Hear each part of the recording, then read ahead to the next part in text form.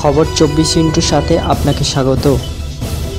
নতুন নতুন খবর জানার জন্য আমাদের চ্যানেলে চোখ রাখুন। আরজিকর আন্দোলনের সময় জুনিয়র চিকিৎসকদের অন্যতম মুখ হয়ে উঠেছিলেন আশফাকুল্লাহ নাইয়া।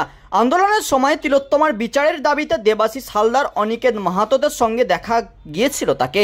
এবার সেই জুনিয়র চিকিৎসক আশফাকুল্লাহ নাইয়াকে শোকজ রাজ্য মেডিকেল কাউন্সিলের 7 দিনের মধ্যে জবাব তলব করা হয়েছে, এমনকি বাড়িতে এসেছে পুলিশও।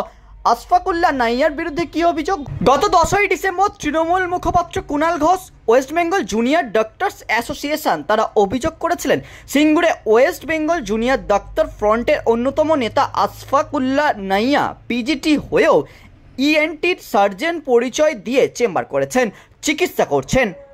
এরপর দেখা গেল ওয়েস্ট বেঙ্গল মেডিকেল কাউন্সিল তারা যে বিবৃতি প্রকাশ করেছে সেখানেও এই বিষয়টি লেখা রয়েছে। সংশ্লিষ্ট বিজ্ঞপ্তিতে জানতে চাওয়া হয়েছে কেন নাইয়া পিজিটি হয়েও সার্জন পরিচয় দিয়ে চিকিৎসা করছেন।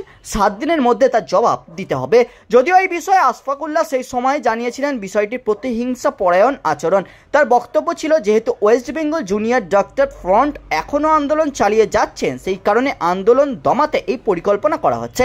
আশফাকুল্লাহ নাইয়া বলেন, একজন ডাক্তার নিয়ম মেনে কি না মেনে মেডিকেল ক্যাম্প করেছেন তার জন্য মেডিকেল কাউন্সিল নোটিশও দিয়েছে।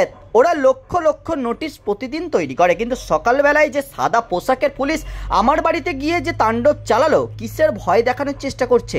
অন্যজনের জন্য একটা নোটিশ আর আমার জন্য পুলিশই দলবল নিয়ে নোটিশ দিতে আসছে কেন? আমি কি অন্য গ্রহ থেকে এসেছি? ব্যুরো রিপোর্ট, খবর 24/7।